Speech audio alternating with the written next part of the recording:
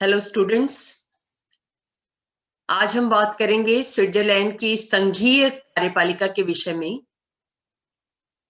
पिछली क्लास में हमने संघीय संसद के बारे में जाना था, इसका गठन कैसे होता है और क्या शक्तियां उससे प्राप्त है। आज हम देखेंगे कि स्विट्जरलैंड की कार्यपालिका कैसे निर्मित होती है और उसके अधिकार और शक्तियां क्या है। खासतौर से आज हम उसके गठन की चर्चा करेंगे। स्विट्जरलैंड की जो कार्यपालिका है, संघीय स्तर पर जिसकी स्थापना की गई है, उसको संघीय सरकार का नाम दिया गया है 1999 के संविधान के अंतर्गत। हालांकि 1848 में जो संविधान बनाया गया था, संविधान के अंतर्गत संघीय स्तर पर जो कार्यपालिका स्थापित की गई थी, उसको संघीय काउंसिल का नाम दिया गया था, संघीय परिषद कहा गया था। अब परिषद के स्थान पर सरकार शब्द का प्रयोग किया गया है कार्यपालिका के लिए। कार्यपालिका सरकार का वो अंग होता है जो सरकार की नीतियों और कार्यक्रमों के क्रियान्वयन के लिए उत्तरदायी होता है। संघीय स्तर पर ये कार्यकारी सत्ता स्विट्जरलैंड का संविधान एक संघीय सरकार को सौंपता है, यानी संघीय कार्यपालिका संघीय सरकार है स्विट्जरलैंड में। और कार्यपालिका के लिहाज से संघीय सरकार एक अनोखी संस्था है, अनोखी कार्यपालिका है। ऐसे कि ये कार्यपालिका ऐसी नहीं है जो किसी एक व्यक्ति के निर्देशन में कार्य कर रही हो, या यूं कहें कि स्विस संविधान निर्माताओं ने एकल कार्यपालिका की स्थापना नहीं की है स्विट्जरलैंड के लिए, बल्कि वहां जो कार्यपालिका कार्यरत है वो एक बहुल कार्यपालिका है, जिसका मतलब है कि कार्यपालिका सत्ता 7 सदस्यों की एक सभा में निहित किया गया है, जिस सभा को संघीय सरकार के नाम से जाना जाता है। ये 7 सदस्य मिलकर कार्यपालिकीय सत्ता का प्रयोग करते हैं। 7 सदस्यों के अधिकार बिल्कुल समान हैं और कोई किसी से कम अधिकार संपन्न नहीं है। हालांकि अक्सर ये कहा जाता है कि शासन की सुविधा के लिए या राष्ट्र का नेतृत्व प्रदान करने के लिए कार्यपालिका एकल होनी चाहिए, जैसे अमेरिका में है।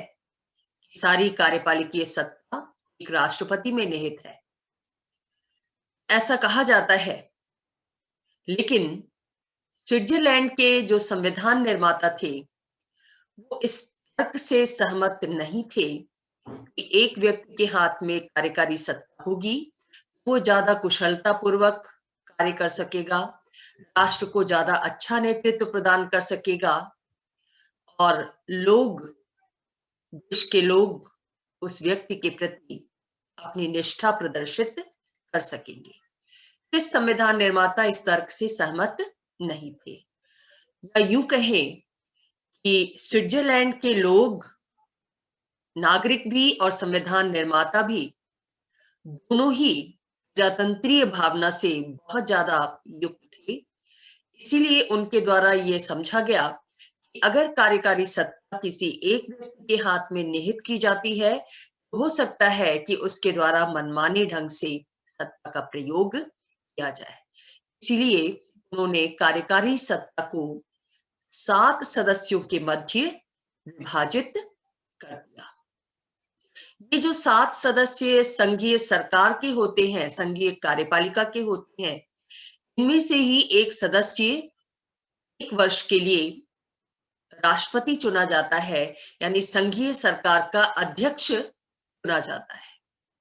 तो अध्यक्ष राष्ट्र के प्रधान के रूप में कुछ औपचारिक कार्यों को संपन्न करता है जैसे राजदूतों का स्वागत करना, विदेशों में अपने राष्ट्र का प्रतिनिधित्व करना, संधियों पर हस्ताक्षर करना। इन औपचारिक कार्यों के अलावा उसे कोई विशेष कार्य करने का अधिकार प्राप्त नहीं है राष्ट्रपति के रूप में। इसीलिए उसे समकक्षों में प्रथम कहा जाता है, फर्स्ट एमंग इक्वल्स। सातों सदस्य जो है वो समकक्ष है, समान अधिकारों से संपन्न है।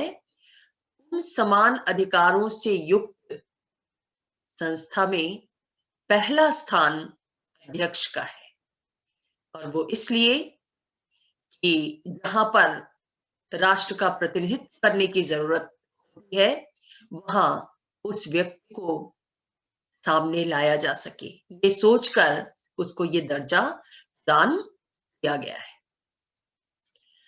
तो बहुत ज्यादा गणतंत्रीय भावना स्विट्जरलैंड के लोगों में थी, है भी, और इसी गणतंत्रीय भावना के वशीभूत होकर उन्होंने बहुल कार्यपालिका की स्थापना की, ऐसे संविधान को स्वीकार किया जो बहुल कार्यपालिका की स्थापना करता है। रैपार्ड ने इस विषय में लिखा भी कि हमारी प्रजातंत्रीय भावना किसी एक व्यक्ति की अतिशय प्रभुसत्ता के विरुद्ध विद्रोह करती है। किसी एक व्यक्ति को स्विस नागरिक सारी सत्ता नहीं सौंपना चाहते, बहुत ज्यादा अधिकार नहीं सौंपना चाहते, इसलिए उनके द्वारा बहुल कार्यपालिका की स्थापना की गई।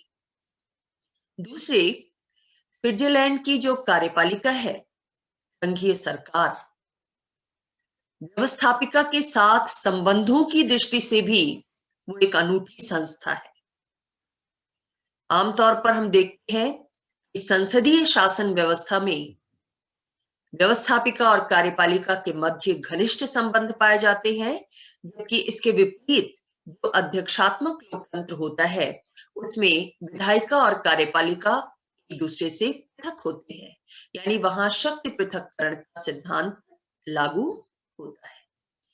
जहां तक स्विट्जरलैंड की बात है, वहां की संघीय कार्यपालिका यानी संघीय सरकार न तो पूरी तरह संसदीय है और न ही पूरी तरह अध्यक्षात्मक है, क्योंकि कहीं वो हमें व्यवस्थापिका यानी संसद से संबद्ध दिखाई देती है और कहीं उससे पृथक भी दिखाई देती है।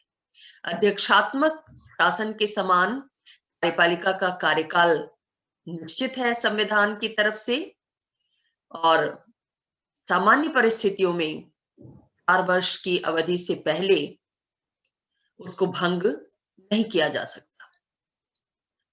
ये अध्यक्षात्मक लक्षण भी पाए जाते हैं।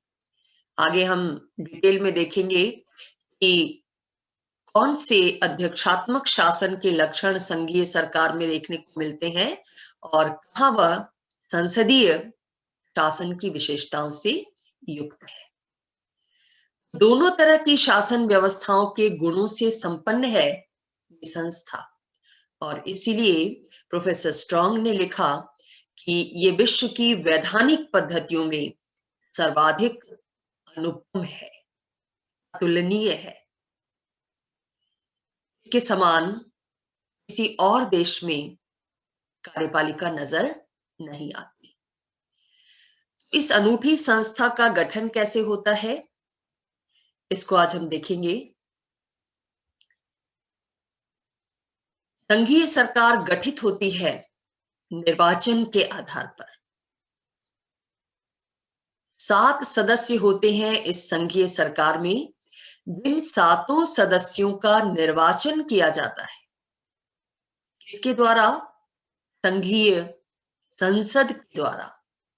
ध्यान दीजिएगा, आम जनता के द्वारा निर्वाचित नहीं होती है संघीय सरकार, बल्कि संघीय सरकार का निर्वाचन विधायिका यानी संघीय संसद के द्वारा किया जाता है। ये बात संसदीय शासन के करीब लाती है संघीय सरकार को, क्योंकि संघीय सरकार के सदस्य अपने निर्वाचन के लिए किस पर निर्भर है? संघीय संसद पर निर्भर है। विधायिका से उनका संबंध अटूट है। संविधान का अनुच्छेद 174 से लेकर 187 तक संघीय सरकार की रचना, उसके कार्यों, शक्तियों और व्यवस्थापिका के साथ उसके कैसे संबंध होंगे, इन बातों का उल्लेख किया गया है। जैसे आर्टिकल 174 में कहा गया है कि संघीय सरकार स्विस परिसंघ की उच्चतम शासकीय और कार्यपालिका सत्ता है। अनुच्छेद 175 में कहा गया है कि संघीय सरकार में 7 सदस्य होंगे जिनका निर्वाचन संघीय संसद के दोनों सदनों की संयुक्त बैठक में किया जाएगा। यानी अप्रत्यक्ष रूप से निर्वाचित होती है स्विट्जरलैंड की संघीय कार्यपालिका। अमेरिकी राष्ट्रपति वैसे तो सैद्धांतिक रूप से अप्रत्यक्ष रूप से उसका भी निर्वाचन होता है, लेकिन व्यवहार में अमेरिकी राष्ट्रपति का इलेक्शन प्रत्यक्ष बन गया है, आप देख चुके हैं। स्विट्जरलैंड की जो कार्यपालिका है, संघीय सरकार, वो भी अप्रत्यक्ष रूप से चुनी जाती है, क्योंकि जनता के जो निर्वाचित प्रतिनिधि हैं संघीय संसद में, उन प्रतिनिधियों के द्वारा संघीय सरकार के सदस्यों का निर्वाचन किया जाता है। हालांकि कई बार ये प्रश्न उठाया जाता है कि स्विट्जरलैंड में जब प्रत्यक्ष लोकतंत्र इतना लोकप्रिय है, नागरिक निर्णय निर्माण प्रक्रिया में पूरी तरह भागीदारी निभाते हैं, ऐसी स्थिति में कार्यपालिका को अप्रत्यक्ष रूप से निर्वाचित किए जाने का कोई मतलब समझ में नहीं आता। ये बात असंगत सी प्रतीत होती है कि कार्यपालिका का अप्रत्यक्ष ढंग से निर्वाचन किया जाए, लेकिन गहराई से विश्लेषण करने पर हम ये पाते हैं कि स्विस संविधान निर्माताओं ने ऐसा सोच विचार कर किया है। क्या सोचा था उन्होंने? सबसे पहले ये सोच थी उनकी कि संघीय संसद के जो सदस्य होते हैं वो जनता से इतने निकट संपर्क में रहते हैं कि स्विस नागरिक संघीय संसद द्वारा संघीय सरकार के निर्वाचन को जनता द्वारा किया गया निर्वाचन ही मानते हैं। संघीय संसद के सदस्य बार बार जनता से संपर्क स्थापित कर उसकी राय जानते हैं, उनके सुझावों को अपने ऊपर लागू करते हैं, अपने कार्यों में उसे अमल में लाते हैं। लिहाजा ये मान लिया जाता है कि संघीय संसद के द्वारा जो निर्वाचन किया जाता है वास्तव में नागरिकों द्वारा किया गया निर्वाचन ही है।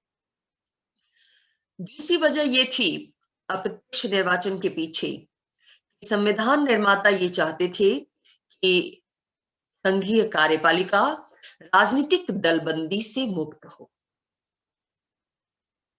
हर लोकतंत्र में कुछ दलगत बुराइयां जरूर होती हैं।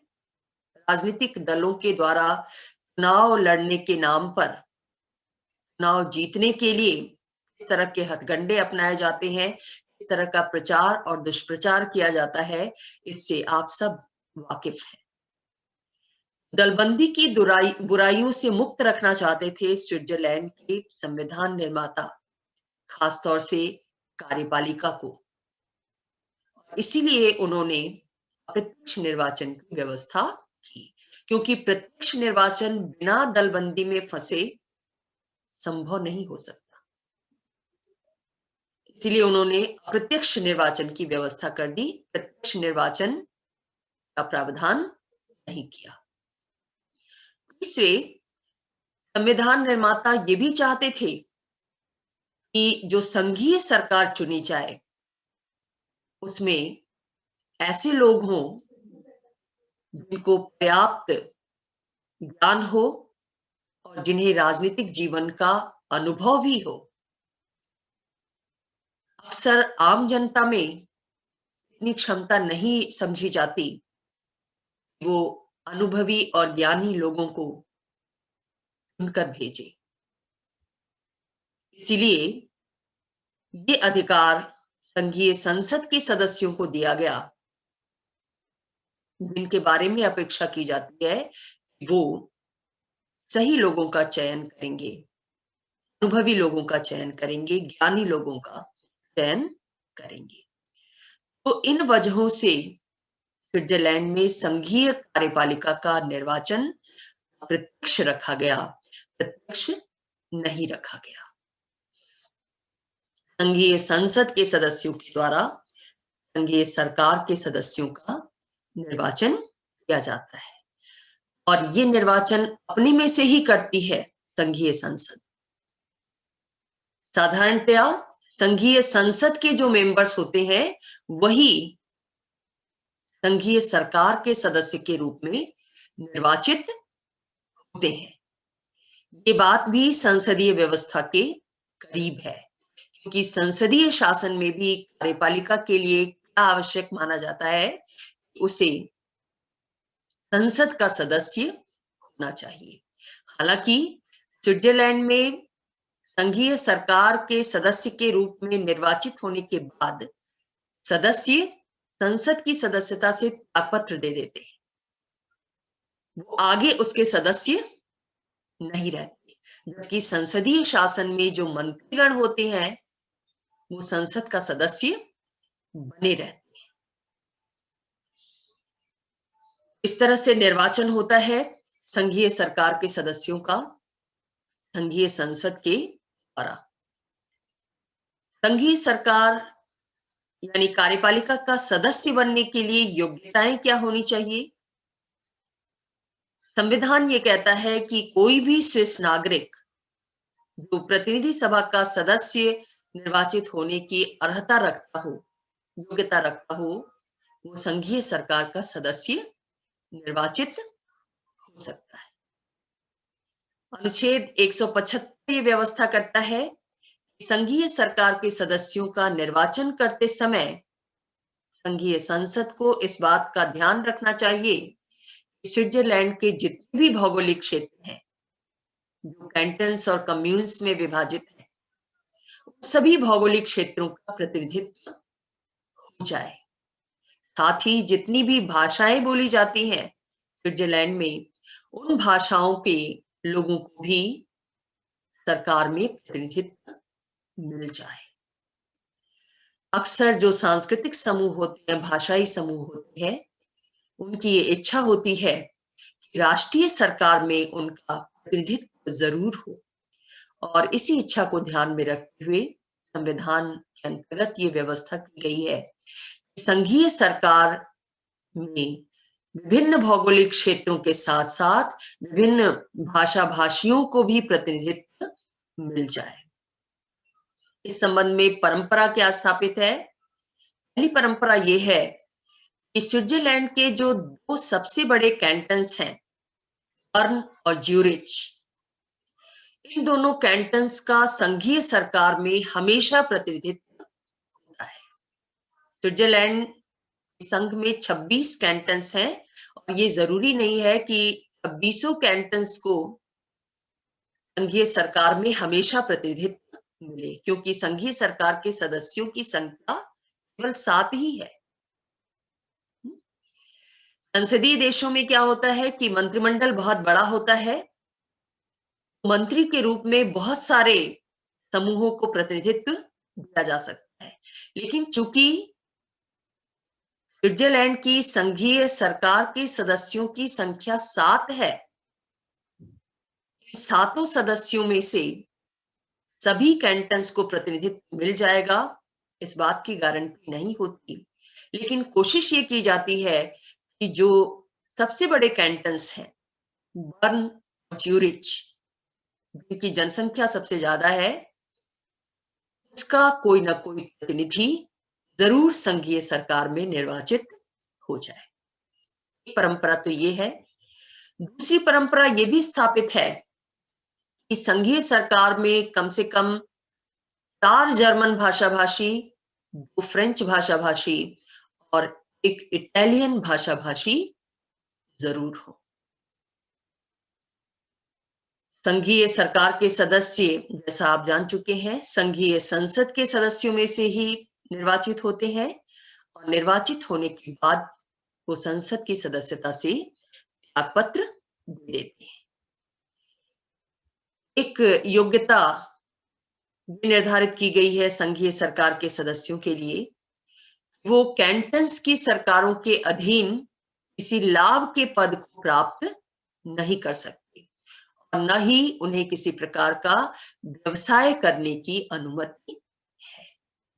ऐसा इसलिए किया गया है ताकि हर तरह के लाभ और प्रलोभन की भावना से मुक्त रहते हुए वो अपना पूरा समय सार्वजनिक सेवा, सार्वजनिक कार्य में व्यतीत करें, सरकार के कार्यों में अपना पूरा ध्यान लगाएं, निष्पक्षता के साथ कार्य करें, पक्षपात से मुक्त होकर कार्य करें।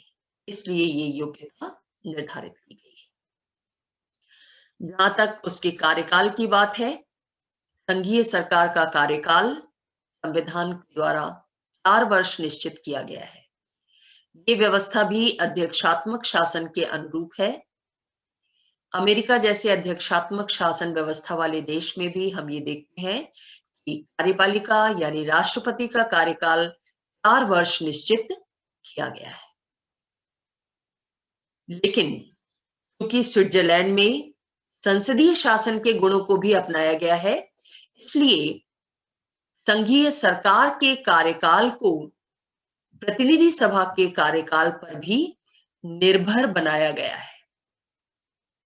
4 वर्ष तो फिक्स करता है संविधान इसका कार्यकाल, लेकिन 4 वर्ष से पहले ही अगर संघीय संसद भंग हो जाती है, प्रतिनिधि सभा भंग हो जाती है, नवनिर्वाचित संघीय संसद द्वारा नई संघीय सरकार का निर्वाचन किया जाता है। आप ये देख चुके हैं कि कुछ ऐसी परिस्थितियां आती हैं जैसे पूर्ण संशोधन के प्रस्ताव पर अगर जनमत संग्रह के दौरान आम नागरिक संसद द्वारा पारित संशोधन प्रस्ताव को अस्वीकार कर देते हैं, तो ऐसी स्थिति में संघीय संसद यानी उसका पहला सदन प्रतिनिधि सभा भंग हो जाती है और नई प्रतिनिधि सभा चुनकर आती है। जब नई प्रतिनिधि सभा चुनकर आती है तो ऐसा नहीं होता वो पहले से चली आ रही संघीय सरकार को ही आगे चलाती रहे, बल्कि उसके लिए ये जरूरी हो जाता है कि वो अपने हिसाब से नई संघीय सरकार का गठन करे, उसके सदस्यों का चुनाव करे। अगर ऐसी स्थिति उत्पन्न होती है कि संघीय सरकार के 7 सदस्यों में से कोई एक सदस्य त्यागपत्र दे देता है या उसकी मृत्यु हो जाती है और इस तरह से संघीय सरकार का वो स्थान रिक्त हो जाता है, ऐसे रिक्त स्थान की पूर्ति के लिए संघीय संसद दोबारा अपने में से ही शेष अवधि के लिए किसी नए व्यक्ति का चुनाव करती है। यानी जैसे प्रतिनिधि सभा के निर्वाचन में उपचुनाव की कोई व्यवस्था नहीं है, वैसे ही संघीय सरकार में रिक्त पद की आपूर्ति शेष अवधि के लिए की जाती है संसद के द्वारा किसी नए सदस्य का निर्वाचन करके। पूरी की पूरी संघीय सरकार समाप्त नहीं होती, बल्कि जो स्थान रिक्त हुआ है उस स्थान के लिए ही संघीय संसद नए सदस्य को निर्वाचित करती है। संघीय सरकार के सदस्यों के पुनर्निर्वाचन पर कोई प्रतिबंध नहीं है और व्यवहार में हम क्या देखते हैं कि संघीय सरकार के सदस्य बार बार अपने पद पर फिर से चुन लिए जाते हैं और इसका रिजल्ट ये होता है कि कोई कोई सदस्य 20 वर्षों तक, 30 वर्षों तक संघीय सरकार के सदस्य बार बार चुने जाने से वो अपने पद पर बने रहते हैं।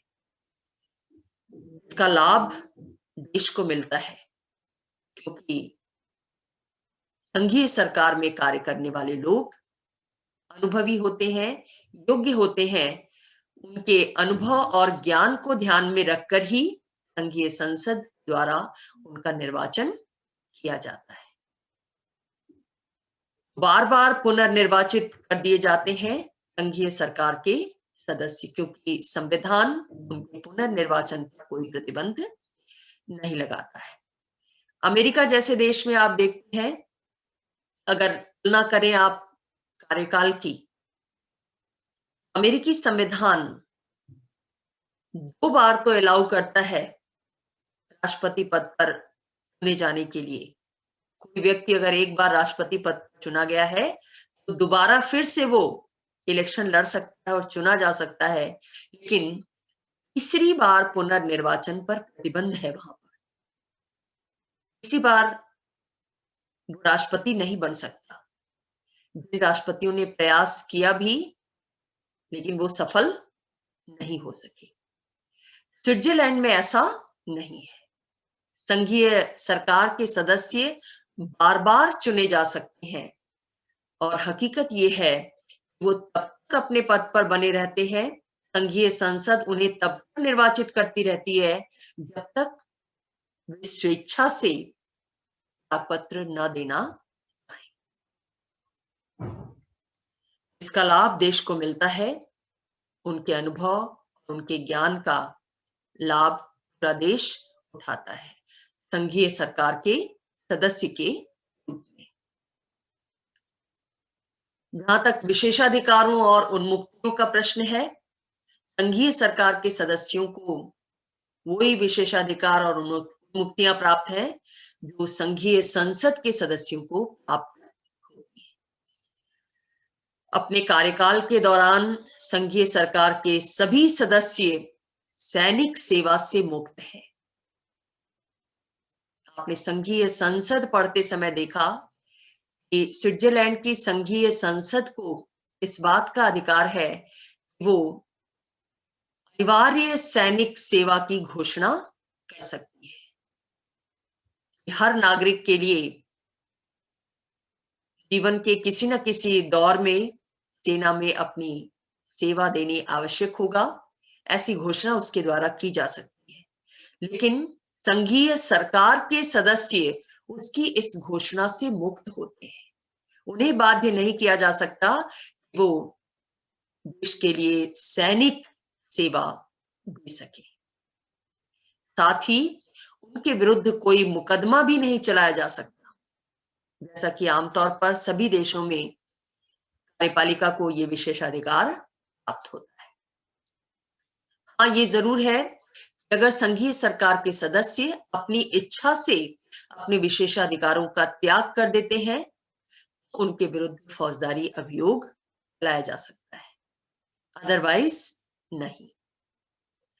संघीय सरकार के सदस्यों का वेतन और भत्ता संघीय संसद के द्वारा निर्धारित किया जाता है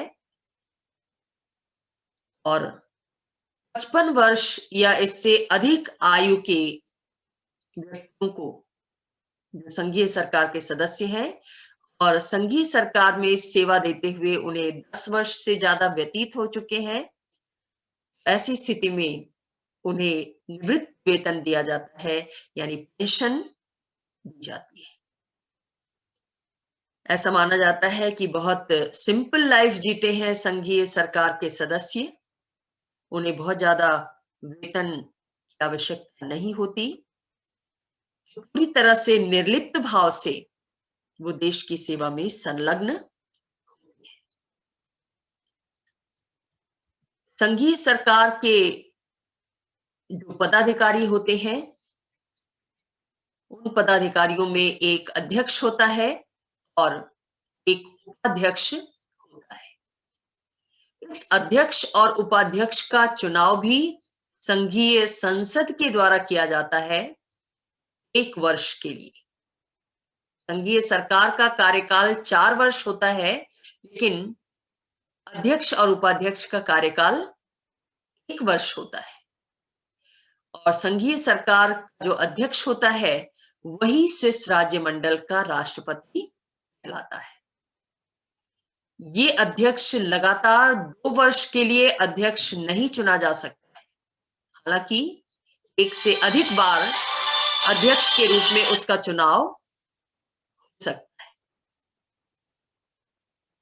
अध्यक्ष और उपाध्यक्ष का चुनाव करते समय संघीय संसद ज्येष्ठता या वरिष्ठता के नियम को जरूर ध्यान में रखती है। जो वरिष्ठ सदस्य है उसको राष्ट्रपति या अध्यक्ष पद के लिए चुनती है, और जो अपेक्षाकृत वरिष्ठ सदस्य है जिसका सेवा काल कम है उसको उपाध्यक्ष पद प्रदान करती है। मैम हालांकि वरिष्ठ क्या होता है? सीनियर, वरिष्ठ और कनिष्ठ, जिसका सेवा काल ज्यादा हो गया है वो वरिष्ठ है ना, और जिसका सेवा काल अभी ज्यादा नहीं हुआ है, नया नया उसने अपना कार्यभार ग्रहण किया है या कार्यभार ग्रहण किए हुए उसे कुछ समय ही व्यतीत हुए हैं, तो ऐसे पदाधिकारी को कनिष्ठ पदाधिकारी कहते हैं।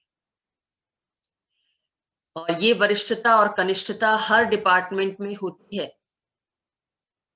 जैसे कॉलेज में ही आप देखते हैं कि कुछ टीचर्स वरिष्ठ हैं और कुछ जूनियर होते हैं, नए नए शिक्षक बनकर नियुक्त होते हैं। जी मैम।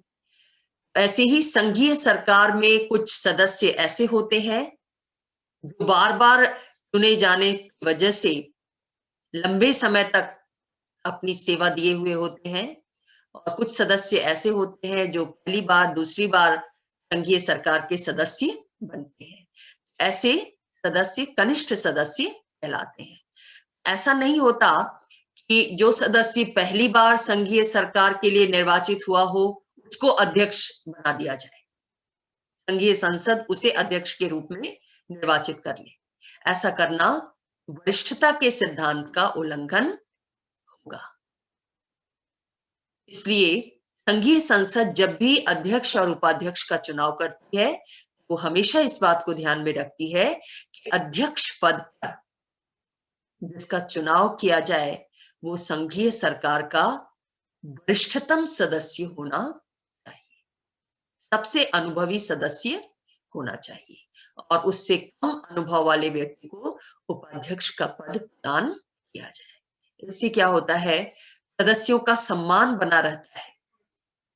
अगर कनिष्ठ सदस्य अध्यक्ष पद के लिए चुन लिया जाएगा, हो सकता है वरिष्ठ लोगों को, अनुभवी लोगों को जूनियर के अधीन काम करना पड़े, जिसके लिए उनका सम्मान, उनकी जो आत्म प्रतिष्ठा है उस पर आघात पहुंचता है, और वो उसके लिए सहजता पूर्वक तैयार नहीं होते। इस बात का ध्यान रखते हुए व्यवस्था की गई है। अमूमन जो उपाध्यक्ष होता है वही अगली बार अध्यक्ष के लिए चुन लिया जाता है। उपाध्यक्ष अध्यक्ष की अनुपस्थिति में अध्यक्ष के दायित्वों का निर्वहन करता है या राष्ट्रपति के दायित्व का निर्वहन करता है। राष्ट्रपति क्या कार्य करता है स्विट्जरलैंड का? वही औपचारिक कार्य जो एक राष्ट्र का अध्यक्ष करता है, यानी विदेशी राजदूतों का स्वागत करता है, उनके परिचय पत्र स्वीकार करता है, और विदेशों में जिस राज्यमंडल का प्रतिनिधित्व करता है। स्विट्जरलैंड की बात दुनिया तक पहुंचाने का कार्य इसी अध्यक्ष के द्वारा किया जाता है, जिसे राष्ट्रपति के नाम से जाना जाता है। संसद जो भी विधेयक पारित करती है तभी कानून का रूप लेते हैं जब संघीय सरकार का अध्यक्ष यानी राष्ट्रपति उस पर हस्ताक्षर कर देता है। हालांकि ये एक औपचारिकता मात्र है। ऐसा नहीं होता कि राष्ट्रपति संघीय संसद द्वारा पारित विधेयक पर हस्ताक्षर करने से मना कर दे। अन्य राज्यों के प्रधान जब स्विट्जरलैंड की यात्रा पर आते हैं, संघीय सरकार के 7 सदस्य मिलकर उनका स्वागत करते हैं। संघीय सरकार के अध्यक्ष को यानी राष्ट्रपति को अन्य सदस्यों से अलग कोई अधिकार प्राप्त नहीं है।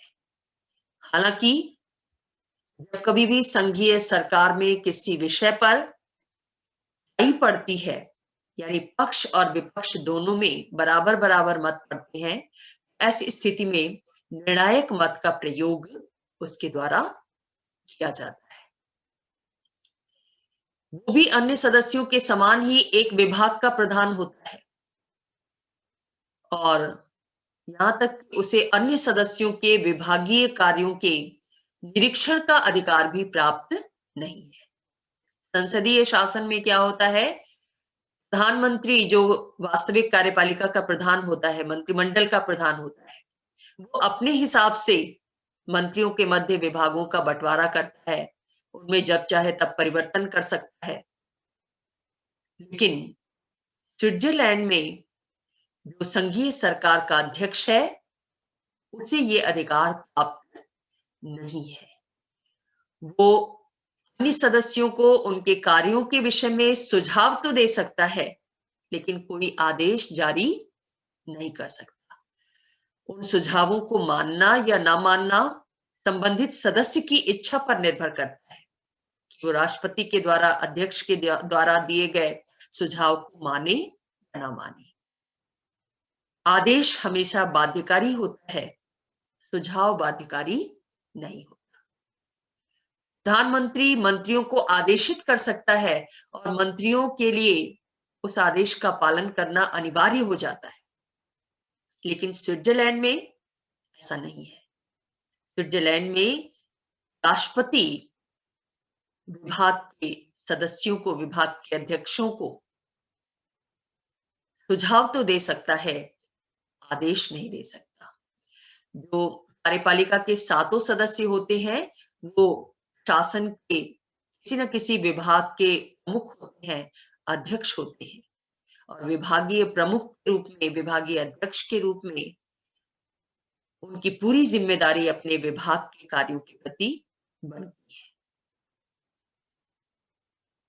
संकटकालीन परिस्थितियों में जरूर संघीय सरकार के सभी सदस्य मिलकर अध्यक्ष को कभी-कभी कोई अलग सा कार्य करने का अधिकार दे देते हैं, लेकिन साधारण परिस्थितियों में अध्यक्ष को अन्य सदस्यों से अलग कोई अधिकार प्राप्त नहीं है।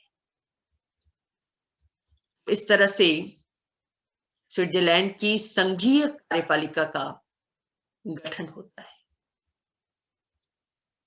अब अगली क्लास में हम उसके अधिकारों और